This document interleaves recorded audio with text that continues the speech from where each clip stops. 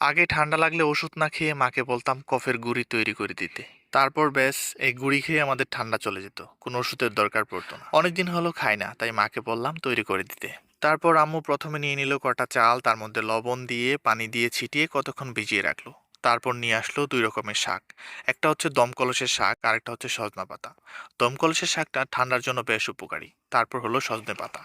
সজনে পাতা যত দেওয়া হবে মাথা ব্যথা শরীর ব্যথা তত কমবে। তার সাথে যাবে কয়টা শুকনা মরিচ, এক খণ্ড আদা, কয়টা রসুনের কোয়া এবং কয়টা পেঁয়াজ কুচি। ব্যাস, সাথে লেবু পাতা দিয়ে সবকিছু একসাথে ভেজে সাথে চাল ভেজে মা বসে পড়লেন পাটায় বাটতে। শিল পাটার শব্দে চাল বাজার গন্ধে মনে পড়ে যাচ্ছে যেন আগের কোনো স্মৃতি। তারপর তৈরি হয়ে গেল আমাদের সেই কফের গুঁড়া। মুখে দিতেই মনে পড়ে গেল সেই পুরনো দিনের কথা, সেই স্বাদ, সেই গন্ধ, এটার ঝাঁঝালো ভাব। খেলেই নাক দিয়ে পানি পড়বে, নিমিষে সেরে যাবে ঠান্ডা। এটা শুধু ওষুধই নয়, এটার সাথে রয়ে আছে মায়ের ভালোবাসা। তো বন্ধুরা, কে কে কফের গুঁড়িটা খেয়েছেন অবশ্যই কমেন্ট করে জানাবেন। আর হ্যাঁ, আমার এই ভিডিওটা ভালো লাগলে একটা লাইক করবেন, কমেন্ট করবেন এবং শেয়ার করবেন।